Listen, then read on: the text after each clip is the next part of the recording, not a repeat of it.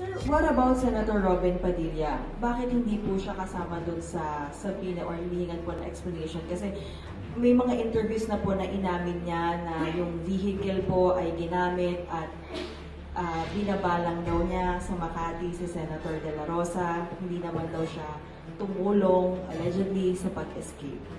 Exactly. Kayo na rin po ang nagsabi kung bakit hindi na namin siya tinatanong. Ang dami niya namang inamin na ginawa niya. Meaning, sir, he will be liable for... Meaning, our panel of prosecutors will study everything. Will study everything that based on these admissions, based on this factual milieu or factual circumstances, can we lead to a conclusion that he or a person is probably guilty of a particular crime. Hindi naman po lagi kailangan tatanungin pa. Dahil may mga bagay ko, factual na eh.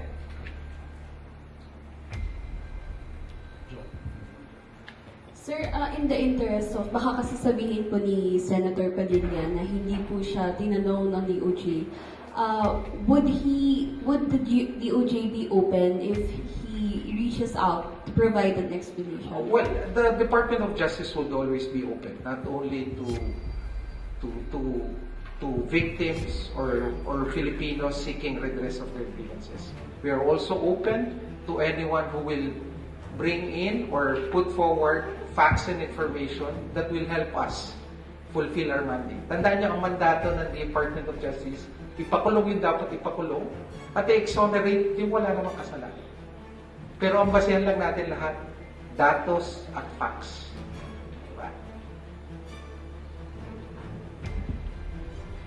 Sir, good morning. Regarding Senator Padilla po, Jairo, how would he respond to the investigation if ever? Will he be allowed to submit a counter affidavit? Or? Oh, okay. This is the initial part. No? This is basically, pag tinatawag po natin, konti lang pong kaalaman. May case build-up na nangyayari. Pag buo na to, di ba? Either initiated from the case build-up ng DOJ or initiated by our law enforcement agencies.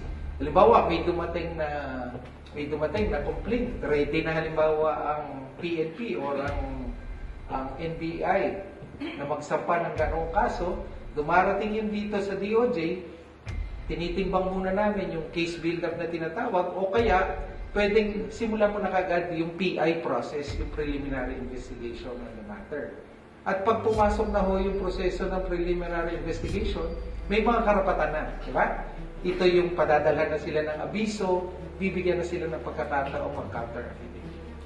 Pero ina-explain ko lang on a hypothetical note, no? Kasi that's something to happen pa, no? If ever that reaches to that point. Still on Senator De La Rosa po, last week nabanggit po yung application for Interpol Red Notice because based on the rules, there's already a warrant from the ICC. Therefore, we can already request, or the ICC can already request for the issuance of a Red Notice.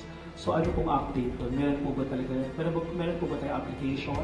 Ongoing po ba yun? Or ano pong details that you can provide to us? Actually, that goes in the operational matter for the ICC to pursue. Diba? So, I don't want to second guess kung ano yung ginagawa ng ICC.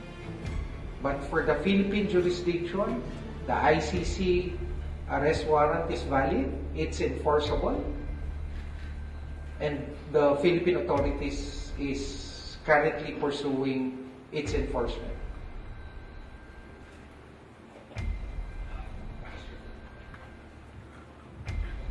Sir, good morning, sir. Sir, si Senator Marcoleta has been the subject of a application for a PhDO by the Ombudsman. Pero in reply, he's claiming that it's just a larger plan daw to silence or otherwise intimidate the majority in the Senate. Can you comment on that, sir? Yung organized part daw to persecute? By basically saying it's persecution, all these cases. On that, I cannot speculate on the particular case file. I haven't read any document pertaining to that particular case. On second point, I completely trust the Ombudsman Boying Rimula, our former Secretary of Justice, in his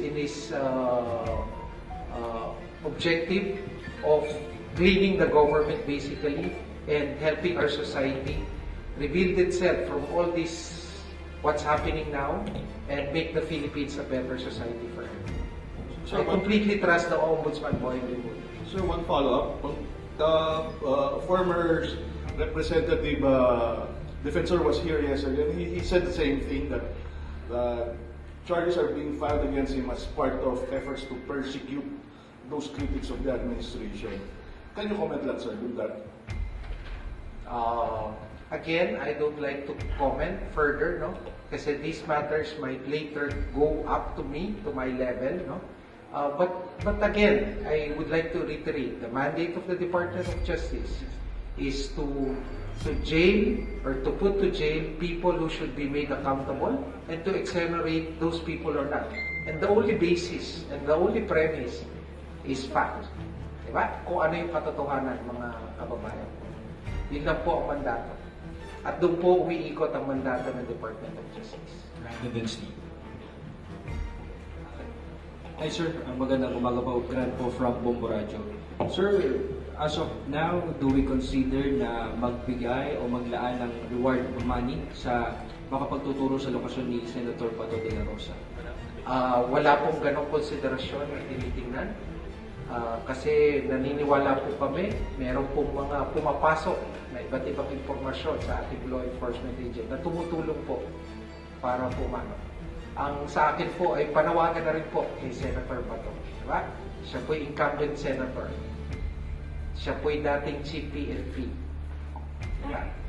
Siya po tuwing Monday po, pag may flag ceremony, alam niyo po yan sa iba't ibang government agencies. Nanunumpa po kami.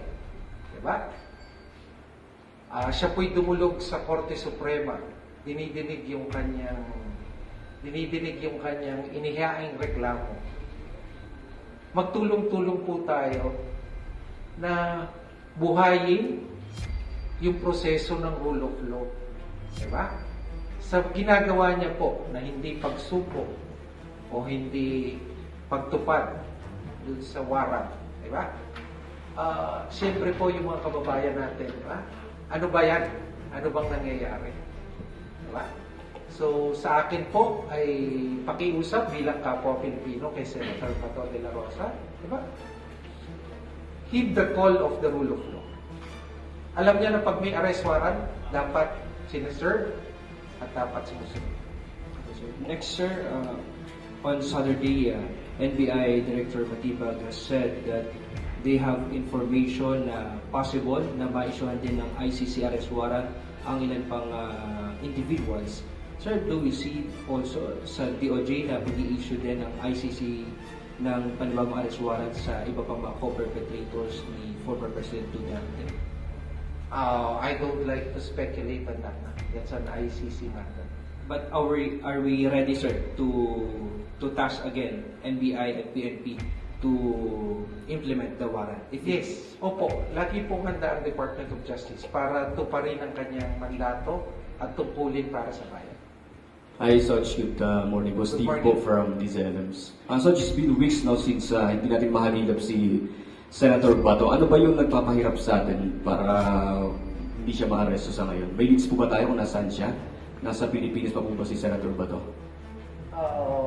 Yung leads, those are operational matters. All indications that are available to your Secretary of Justice is that Senator Bato is still within the jurisdiction of the Philippines. And ano po yung nagpapahirap?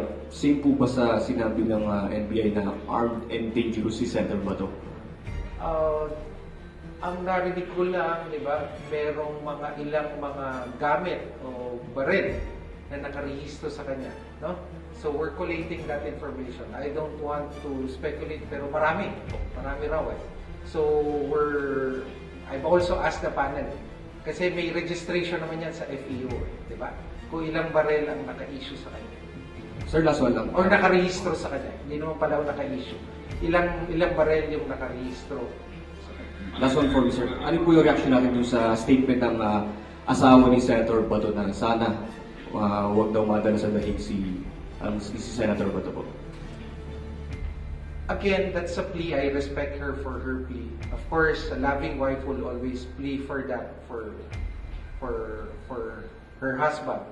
But again, the Philippine government has its mandate, no? Has its mandate. The ICC established and it has jurisdiction over crimes against humanity. In the interest of time, we'll be taking calling two more people. I saw them raise their hands first.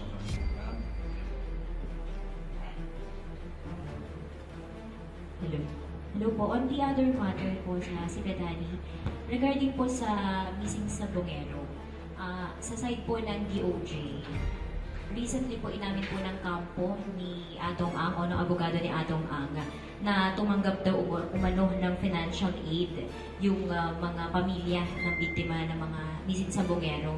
Ito po ba, matuturing po ba itong obstruction of justice o ano po next hakbang ng prosecution panel?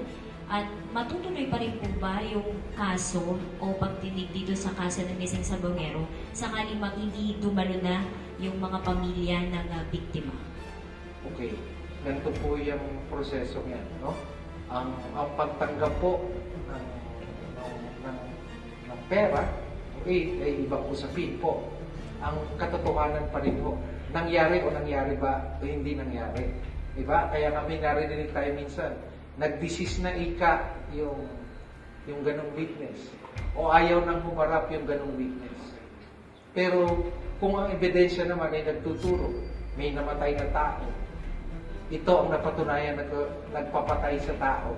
Itong taong to ang nasabihan o naatasang pumatay sa tao.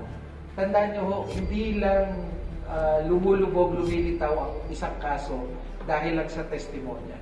May tinatawag pong object or real evidence. Na ito po yung matibay. Kasi di ba, tulad doon nung nangyari sa Senado, di ba, spekulasyon. Spekulasyon kung ano talaga nangyari. Nung gabi ng May 13, pati yung kinabukasan, ano nangyari. Paglabas ng video, pwede pong magsinungaling yung video. Diba? Kung ano rin lang yung katotohanan, yun po ang magiging. Yun din po ang magiging basihan. Pero ang inyo pong mga taga-usig, ang mga prosecutors po natin, patuloy po ang kalang marugdog na pagganap sa kalang mandato para panagutin si Mr. Atong Ang at yung iba pong akusado sa kaso. Good morning po, Chair Quetzalian from Billionaire News Channel. Balik ko lang po kay Bato. Di ba sinasabi mo na armed and dangerous daw siya? Meron na bang update kung i-revoke o i-suspend yung gun licenses niya? Kasi di ba sinasabi na pwede rin daw maging factor yung guns niya kung huli siya? I expect that the PNP should have done that yesterday, and I'll give a call to the PNP. Basically, there's an arrest warrant, and the PNP, gun ownership and having a license to gun ownership is not a right but a privilege. At any time, the state, the republic, should not be have its tools and its mechanisms limited.